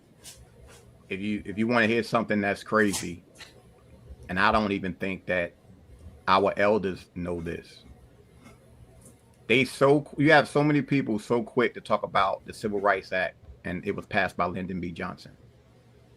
What they tend to not mention is that he just signed it. The Republicans were the ones who voted for it. And if I'm not mistaken, Lyndon B. Johnson, when he was in the Congress, he voted against it. So they cool with the president. That's because the president, his name was behind it. But who actually put the shit into law? Who actually, like, this is it's crazy to me that these little nuances aren't talked about. And I don't think any of us to say either party is perfect, because we fucking human. We understand that shit. But there's only one party that when you go against them now, you are the bane of fucking the existence. Like, who the fuck are you? Listen. Because the fact of the matter is, independents are the ones who control the votes anyway, because they lean a certain way. It's not about the Democrat or Republican Party. They reap the benefit of independence or whatever. If there was an independent party, oh my God, it'd be a wrap.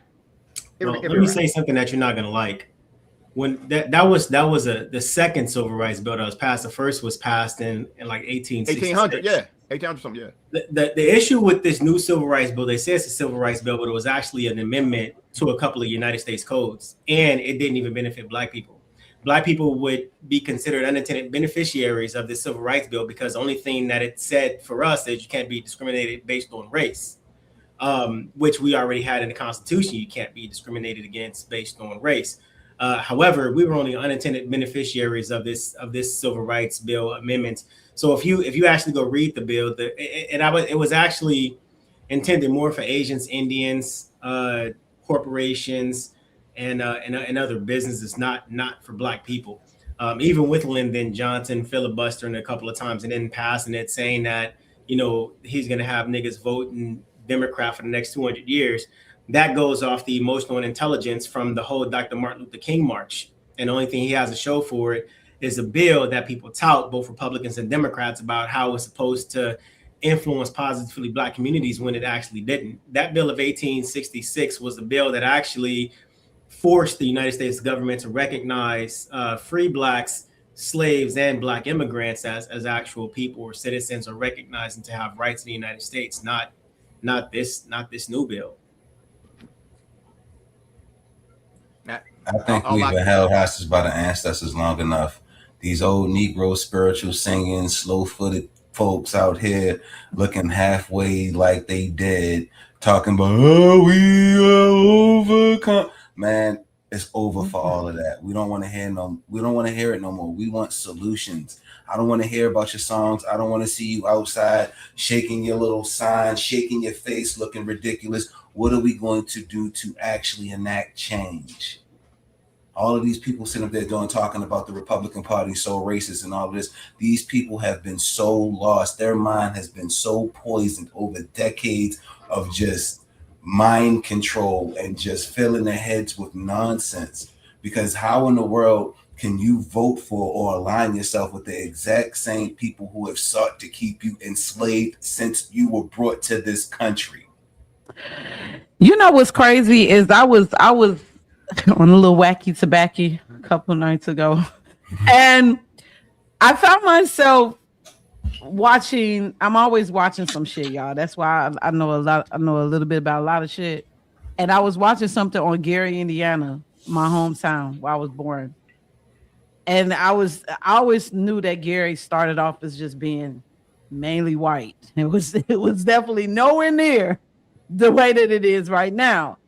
And I found it interesting that Gary, being 120 years old and literally as powerful as it was when it first started building it up, they had a large influx of Polish people. They were bringing so many immigrants to Gary, and everything was good until the Great Migration happened and Black folks started moving up there. And at first it was cool, but then Gary, Indiana has been voting Democrat for 70 years. You're only 120 years old, bro. So that means you've been voting Democrat damn near half about the time that you've been born. And you have not gotten better at all. It doesn't matter if it's a Black man in office. I think that there's only been one white politician that was actually there who was a mayor. All I'm saying is I can't tell you guys to vote how you want to vote. I'm just saying vote how you want to vote. I can't tell you who to vote for. Just try something new, y'all. Just try. If it don't work, at least you can say that you tried. I've never voted for Republican. Nobody in my family has voted Republican before. And I personally am not a fan of the Republicans here in Indiana. I'm not. But I'm definitely not a fan of the Democrats. So really, I voted for my president, but I'm still going to vote for local politics. If I can't really figure out which one I'm going to vote for, 9 times out of 10, because I live in a district and because of gerrymandering, I don't have a choice because everything is with Democrat here. So this is one of the reasons why I was like, yo, I really need to look into this gerrymandering thing, because I never really understood how is it in Indianapolis. This is the capital. And if you notice this in a lot of red states, the capital is always blue. Yep. Shannon, do me a favor. Check your TikTok page again. If you're talking about certain cities, I don't know if y'all saw this video by Brian. When y'all see this shit and you hear, and of course, my hometown got a shout out, and I was just like, yeah, I live there, so I already know what's up. If you, hold on. Let me see this, what it say. I agree with everything that he just said, except for the brought to this country part. My folks are native to this country. It didn't come here on anybody's ship. Well, I'm not quite sure. Alpine's finest. I'm not sure if you are of a foundation. I can't see what race you are, but I'm gonna be honest with you. If you are European, and this is no disrespect to Europeans, you know I fuck with my white folk, I fuck with all of y'all. But I did my ancestry, and most of the people in my family who are immigrants are Europeans. That's because Black people used to control Europe from 680 AD all the way up until 1300. So Scotland, Finland, Europe, all of those places, they were ran by Black people. So a lot of times when you look at migration patterns, even though we started in a particular place, we really owned a lot of those areas. Like my family came from England and Scotland when England was ran by Black people, when Scotland was ran by Black people, and they intermingled with white people who were lesser than the Black people of royalty. And so I absolutely agree with him. And plus, if you go to slavevoyages.org, it'll tell you there was only 306,000 Black people that came here by way of slavery. The millions and millions of people there in South America, the islands, and Middle America, they never made it up here. So, and you know what? They must keep changing it, because when I looked it up last year, it was only 86. From 1492 to 1866, there was only 86 people that they brought over here from Africa, and majority of them were runaways or they were released. Well, I wasn't talking particularly from Africa. I'm talking about throughout the whole transatlantic slave trade. The craziest part about that is even when you look at those records, it doesn't break down the ethnicity or the race of the individual. Nope. It's just people. You know what I'm saying? Yep. So now everybody assumes that, oh, it's Black. You know, if they came from Africa, notwithstanding the fact that there's a lot of white South Africans in Africa. You know what I'm saying? And then when you look through a lot of records, you have Asian slaves, you have Indian slaves, you have Black slaves, you have white slaves. You have a lot of slavery going on in this country. It's not predominantly Black people who were slaves. There's a read in the Library of Congress that talks about, it says, I think the title is Voices of Free Blacks During the Antebellum. And the read talks about how you have a lot of free Blacks in the North and the West who were fighting for to release the slaves just as much as everybody else, along with other white people. You also have Black people in the South who had slaves who were fighting to keep slavery going, just like all the other white people down in the South had slaves. And so were the Indians. The Indians had a lot of slaves as well. But you know, that's not taught in history books. You have to go to the Library of Congress to find this information. And with that being said, I'm going to be all the way honest with you. I would think that the people down South, if you wanted some type of representation, you might want some type of representation of somebody who's going to tell you how to get your land back. Y'all might want to start looking into that type of representation. Since you want somebody Black who looks like you, why ain't they trying to help y'all be reclassified as your original selves, especially out there in Mississippi? Mississippi, that's where a lot of our ancestors came from. Like my ancestors came from Mississippi, Arkansas, Alabama, that whole region, Florida, all them regions down there where people were leaving to migrate up to go to North or go to the West Coast, like California and shit. Like majority of them folks came down there because these were the folks that they was running off their land and selling it to these Polish people and these Irish people and these Scottish people. So I would just think that like maybe nowadays, if we're going to talk about representation, I'm going to be honest with you. When it comes to Black representation, y'all need to be focusing on one, figuring out what's their background. We have to start voting lineage based now. Because like at this point, we've put so many people in position who we think they're Black Americans, and they're not. So if they don't have any ties to the lineage of the people here, they're not going to be able to really give you what you want because they don't know. They don't know. How would we figure that out? Huh? How would we go about figuring that out? You got to do your lineage. You got to do your genealogy. You know what I'm saying? I was able to, like, a lot of people talk shit about Ancestry.com. Ancestry.com could be utilized if you're willing to pay for it. Right. You got to pay for that type of information, or you got to, now if you have great grandparents that's still alive, start talking to them.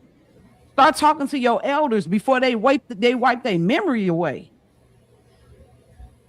You have to. They did that in 2020. Man, you got to. Like the biggest regret that I have is not talking to my grandmother a lot about our history, because my grandmother is no longer here. And truth be told, aside from her history and my granddad's history is probably more just shit. Her people. I mean, like just doing my lineage, finding out where they from. That's how I was able to track down that, like, I have a lot of white ancestors. Shit. A lot. And they got crests and all kinds of shit. I was just like, whoa. But they won't let me, anybody that's from here, they will only let me go to a certain time. They won't let me go as far back. My European ancestors, I could track that shit all the way down to like the 1500s. That's because at some point, they don't have the records. The records from your ancestors be found in the country that they came from. Yeah. And then the country that they came from, once you, like, everybody uses ancestry as fact data. If you can trace it back and the birth certificates and the dates and everything matches up, and they will actually offer you another citizenship from the other country. Like we're getting ours from Scotland at the moment, because we traced ours back from Scotland to the United States. And then even with the land, now that situation is a little more tricky because you have to find all of the records. And these records for the land are actually in big vaults. And it's at the court. It's underneath the court buildings. And I've been to a couple of them out in Arkansas. And, they try to bury the record by filing claim after claim, D claim after D claim, but all of it's illegal. But you have to find all of the original record before you sign your quiet title to be able to go back and get your land. But then you fall into contract law because you got cities and counties and states and companies that are already on your land. So now you got to figure out what's the valuation of the land from the time they stole it from your ancestors up until now, and be able to create a land deed a land contract for them to be able to continue to operate on your land. It's a lot of shit. Yeah, it is. And you know what? It's people that be on TikTok all day long teaching this shit. You know what I'm saying? That's one thing that I respect about that. It be people on there all day long teaching about the shit, but you got to be willing, like people got to be willing to know you gonna pay for it. If you want that information, you gonna have to pay for it, and you gonna be digging. It's not gonna be something you find out in a couple of months or a year's time. It's years, yeah. It's gonna take years and some bread. But I really wanted to type into immigration and demographics because that's a very big topic right now. Because in my opinion, that's why I know that a lot of you all be having amnesia. You have to, because over the last couple of months, the only thing I've been seeing Democrats fight for is immigrants. Y'all niggas ain't even been mentioned. They still been hanging black folks. Like, I'm just saying. Like, am I wrong for saying that? The violence has continued to go crazy. You're right for saying it, but this is where my frustration comes. If you're going to support the party, okay, cool. You want to support the Democratic Party, that's fine. Why are you not calling them out for doing more for the immigrants than the community? That's where the disconnect is. We can say the shit till we blow in the face, but you're supporting a party that is telling you fuck you, and you're not calling them out. But this is the other thing too. It's happening more than we think. They don't show us the people that are saying that. They're only going to show you the ones that's going with the narrative. That's what, and mind you, and because we talk about this, we always see extreme left, extreme right. That's what they perpetrate for us to see. Yeah. They don't talk about the other. They don't talk about the other groups because they know it destroys every single narrative that they have. Because what we do know for a fact, based on numbers, on the Democratic side, their voter base has been destroyed.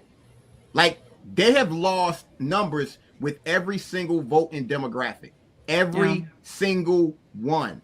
So their struggle is there. And this is something I've been meaning to ask somebody this. They always talk about that they shipped in a new voter base. What made them automatically assume they want to vote Democrat? Nobody ever talks about that. Just because you ship them here don't mean you don't know who the fuck they voted for. You have no idea. You can tell them, but who's to say that? That's why what I've always said is they always talk about we start talking about like the SAVE Act and things like that. It's not just about illegal immigrants voting. It's about the people who are on the rolls. There are names up there that should not be there. They've been gone. This is the type of shit they're not talking about. Because the more they clean that up, the more the numbers already gonna be low. We understand that. Turnout gonna be low as fuck. It's really gonna be lower now. The Democrats looking for somebody specific to bring in when they bring in the immigrants. They're looking for people from third world countries and poor people and this, that, and the third. This is the reason why you're seeing so much upheaval and all this free Palestine violence and unfortunately the rise of Islam.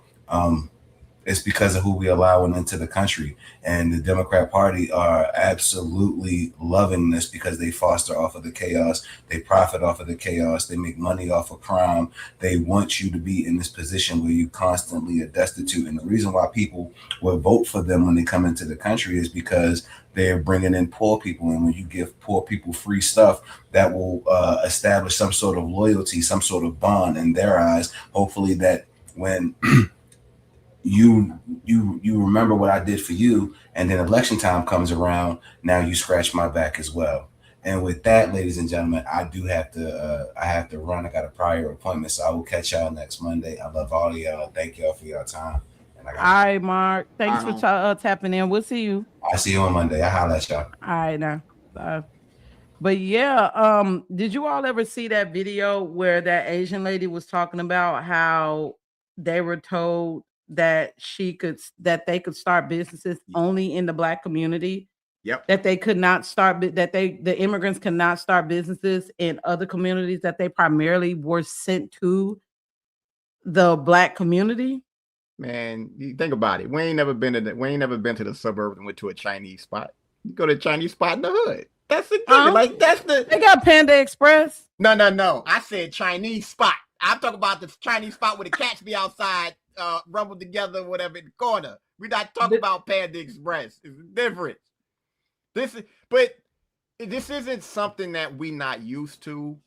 And I gotta tell y'all, I'll tell y'all both, because I respect both of y'all very highly. I love the fact that more people are waking up. I enjoy looking at certain videos where they say, "Oh my God, I didn't know this," and I firmly believe I'm gonna keep saying this. I think it's going to be a lot of people that just not going to vote in these midterms. I think the number's going to be atrocious. Mind you, we just had a male's race in Newark, New Jersey. Unfortunately, David's wife, Kevin's wife, didn't win. She lost by 400 votes. But if y'all look up the population of Newark, New Jersey, it will blow your mind with the numbers. There were certain people in these races that had 2,000 votes. There are millions of people in Newark, New Jersey. Yo, I was like, wow, yo. But this is what we deal with because we have so many politically ignorant, uninformed voters that only vote based on emotion, and they vote based on name, namely the distinguished gentleman. That's what we're living in right now. Do you all think that immigration is being used politically to reshape voting influence? Hell yeah. Why? That's why they're going after it. Fuck yeah. Yes. Because they have to create a new base. And just like Fu said earlier, you allow the illegals to come in, you create a pathway for them to become citizens, even though they came in illegally. You allow them to vote illegally to make them feel like they have some type of say-so in the United States. And all of a sudden, you have a new base of Democrat voters to keep the current members in power. So absolutely, race is a game. It's a hustle. And somebody said it in the comments, which is a great point. When we start talking about the census and everything like that in Congress, it's all based on numbers. It's not about who they vote for. Everything is about the numbers. And the more that this administration attacks that, and they're doing it the right way, because all three of us, if we decide to go to Germany right now, we can't vote in Germany. We can't vote no matter where we go. But it happens here. Well, the states and the city, they can make their own laws. We can't go to a state in Germany and go vote because we're not from there. And somebody just put it in there. I think they just I forgot the dude's name, that he put a law out there in to pass for Congress that if you are not an American-born citizen, you cannot hold office here. I'm all for that. That should have been in the books already. Yes. I just don't remember when we became a country that allowed so many immigrants who ain't been here. Like Mark Rubio is different. You know what I'm saying? He's been here since a child. No, he's born here. People, Marco Rubio was born here. I thought he came over here with his granddad. Nah, so he was born in America. Mm-hmm. Well, still, I just don't think that you should be able to be in political position if you have dual citizenship to another country. I just don't, because it's really showing, in my opinion, that you're not 100% focused on what we need over here. And if shit falls apart here, you can just leave this bitch and just go to wherever you have dual citizenship is. I ain't got nowhere else to go. This is where I'm at. They gonna deport us. Where you gonna deport me to, Gary? Please don't. ICE gonna deport all three of us. They're gonna deport my monkey ass back to Newark. They're gonna deport Joe back to California or whatever. I forgot the city that he from. Like, they stupid when they talk this shit. Like, how do they sound? What they gonna deport us to? Stop it. Don't send me back to Gary. I could just drive there, and I try to drive through that bitch. Like, don't send me back there, please. I don't want to go. So I want to go to what's up, Bernice. Bernice says, I honestly believe that all of this black teen crime is being committed by teens with immigrant backgrounds. Me too. Bernice.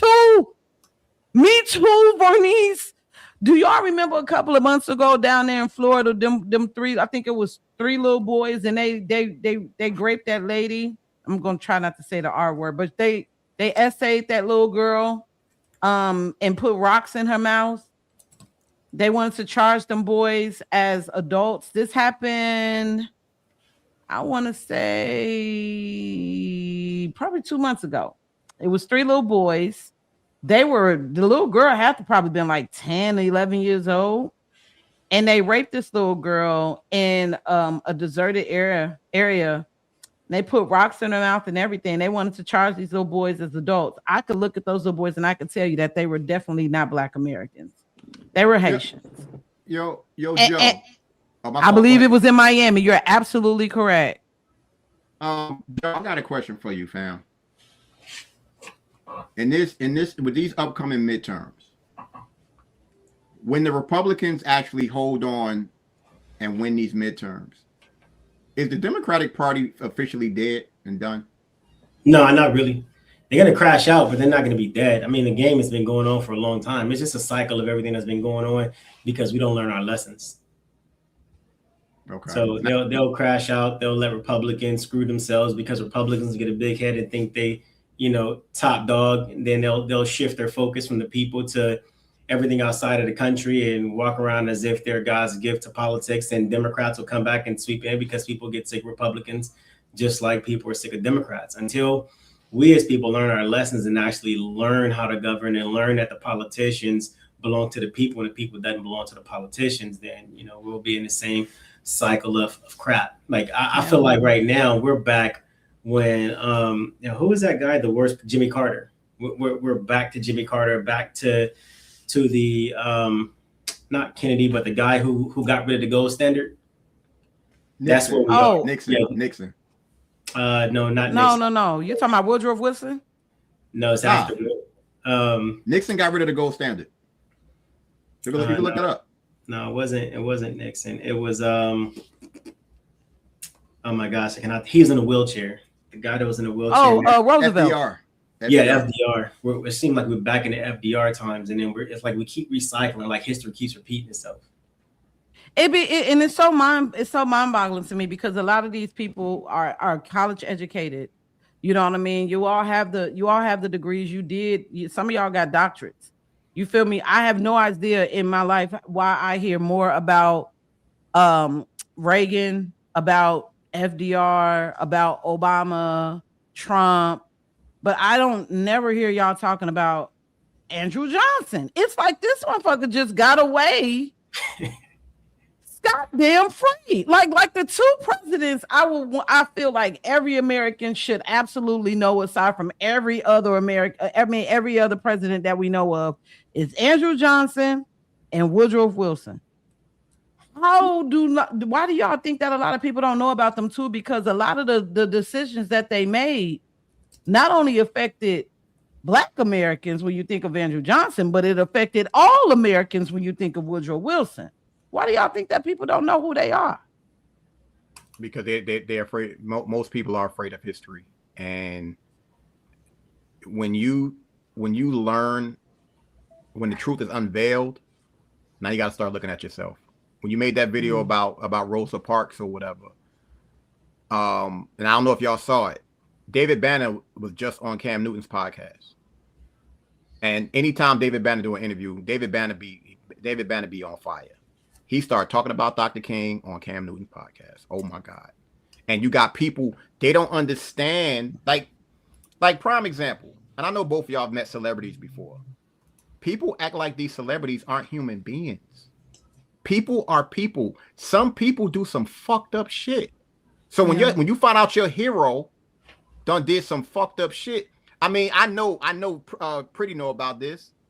The shit with African Bambaataa. Prime example. Like, cats really don't. Anybody who's a real hip hop historian, they know what was going on with African Bambaataa.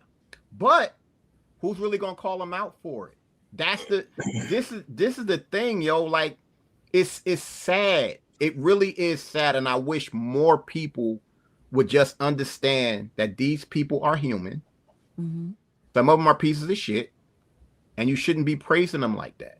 Yeah, like honestly, I'm gonna be 100 with you. I feel like that Rosa Parks, y'all need to remove that title of Rosa Parks, and I believe that once y'all remove that damn title, maybe that will unravel the tight hold that they have on the Black community, because then it'll open up a whole new opportunity. It'll open up a door and a wave of opportunity for you all to actually really start reading about the history, not only the history of this country, but the history of these people that we have held up to such a standard when it's really all been lies. Like, I was shocked. I heard about this shit when it came to Rosa Parks, probably within like the last 2 years. I heard about it, but I did a whole YouTube video about it. And then I watched people like Dane Calloway. If you all do not follow Dane Calloway, please do. He's amazing. And a lot of the things that he talk about are factual. You could actually go look these things up yourself. Receipt. And I was not aware that not only did they lie about her being the jump off to the civil rights movement, but she was arrested based on the pictures and the mugshot.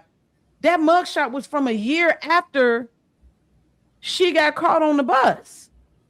So you was on the bus in 1955, December, but your mugshot is not until 1956. So did they wait to arrest you? It don't make no sense. And this is not things that I'm just telling y'all out the side of my neck. You could and I don't even like Google that much. I use it, but I don't like it. But you can literally Google this shit, and it's going to tell you that she got arrested then, but then she wasn't arrested. It don't make no sense. And y'all gotta start reading. That's the reason why they said that if you want to hide something from a nigga, put it in a book. Elaborate on that. That's everybody. I gotta stop here though, guys. I gotta get dinner ready for the kids and everything. Yeah, we probably gonna leave early too. I gotta get my house in order, and it looked like everybody dropped off. The storm here is crazy, so everybody's probably going through the same thing. But thank you so much, Joe, for joining in. Tell everybody where to follow you at. Yeah, all social media platforms at Joe E. Collins 3. And thank you so much, Fu, and thank you so much for having me. I appreciate it. Always a pleasure. All right, Holmes. Have a good evening, man. Yeah, man. I just I don't know.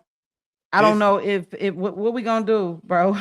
all we can do, and I want to stress this for anybody who ends up seeing this video later on. Stop condemning people because they don't agree with you. That's not realistic. Yeah. Stop cutting people off because you don't like the fact that they may have voted a certain way. Stop looking for gotcha moments with conversations or whatever. Look at this. Look what they did. Look what they did. There's a history behind all of this shit.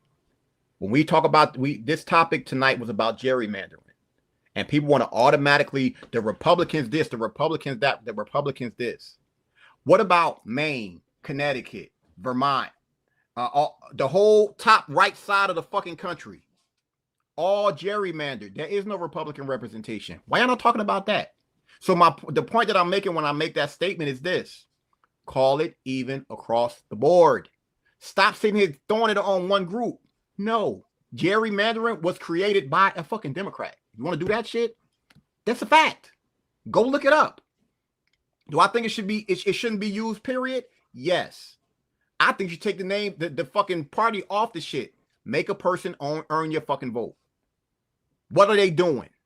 What solutions do they have? What are they proposing? If they talking that same, my grandmother used to say that woon shit. If they talking that, don't vote for them, yo. Period. Just stop falling for the trap of this political ideology shit. With you got to choose a side. Don't do all that shit. You don't have to. Yeah, hell no. Like I said, vote for yourself if you got to. Damn that shit. And y'all got to understand, like, whatever decision that you make when it comes to voting, it will affect your children. It will affect them along the way. So it is important that you do educate yourself on the people that you're voting for. Educate yourself on your district. Learn the history of it, because as I mentioned before, yes, there are a lot of Republicans that were Democrats first, and there were a lot of Democrats who were Republicans first. And not saying that that's a bad thing, because Donald Trump was a Democrat first and he became a Republican. I just say it's all about, just do as much research as you can. If you have the opportunity, try to talk to these people, try to go to one of these meetings where they're asking questions, and start make your presence felt. One thing that I have noticed when it comes to politics is, honestly, a lot of these politicians are lazy as fuck. Like, Yes. they're not out. Like, if you are a politician out here, I don't feel like it's right for you to think that just because you are a Democrat or because you are a Republican and because you've gotten so comfortable when it comes to gerrymandering and redistricting, that you feel as if you don't have to do no legwork. You're not knocking on doors. You're not getting on podcasts. You're not getting on radio shows. We don't see y'all out here. And that's a big issue when I see somebody who's been in a political position for over 10 years. We know you're not really doing shit, but just because you're so comfortable in that seat, that the constituents have no reason to research you or to look up and see if you're going to do anything different. So we got to really start holding all of our politicians accountable, because they work for us, not the other way around. They work for us. Also, when it comes to the Black vote, Black people, we got to start spending some money with these politicians. We got to start making sure that we let it be known, like, look, this is what we need for the community. This is what we need. And if you do this, we're going to make sure that we endorse you. But see, the thing is Black folks ain't writing no checks like that. Yep. The Hispanics are writing checks. The Asians are writing checks. White folks, writing checks. Black Americans in these districts that you all want to hold so close, and you want the same politicians to be your representation, start writing checks, and they will listen to you. You said what happened? Lobby. There's no Black lobby. Yeah, there is no Black lobby. Now there are other lobbying groups, and the last thing I'll say for everybody out there: if you have a problem with what's going on in your community, get off your ass and run for office. You don't have to run for Congress. You don't have. But locally, run.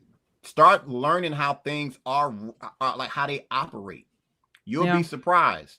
It's not about you being like I know you've been probably keeping up. Spencer Pratt in California, running for mayor. He is putting them on blast, and on The View, they had the nerve to say how unqualified he is. Yeah. What are you talking about? What makes Karen Bass better than him? He's actually a resident. Yeah. So, look, I just want everybody to be more informed. Stop with the partisan bullshit, and just do your part in your community. Be known in your do something. And if, like she just said, if your if your elected officials, if you don't see them, fuck them. Period. Forget everything else. I'm going to vote for who I see in the community. If they run, you have my support. Show me your character, because these motherfuckers ain't got no souls. Period. I agree. And that's a wrap. Sure. Well, tonight's conversation, it wasn't about telling people what to think. That's not what we're in the business of doing. It was just really encouraging people to think deeper. Look at the last message. What? He ain't shit. Look at the last message that Alpine phone. That's fucked up. What right here? Yes. We do have Black Lobby. What do you think Al Sharpton and them be doing? They lobby the money right into their pockets. That's true. That's the sad truth, though. I needed that. Yo, Alpine, thank you. Man, appreciate that. Shout out to everybody in the chat. The chat been bumping today. I appreciate you all for stopping through. Listen, like I said, like history matters. Policies matter, y'all. Representation, yes, it matters. And understanding how these powers work, that shit matters. So please, let's all stop just jacking off our vote. Let's just stop that. And thank you everybody for watching tonight. You know, we'll be back here next Monday, 5 p.m. Eastern Standard Time. Make sure you all subscribe to the live and continue the conversation respectfully in the comments. And this has been the Realist Lounge, and we're out of here where culture meets context. Good night, everybody. Peace.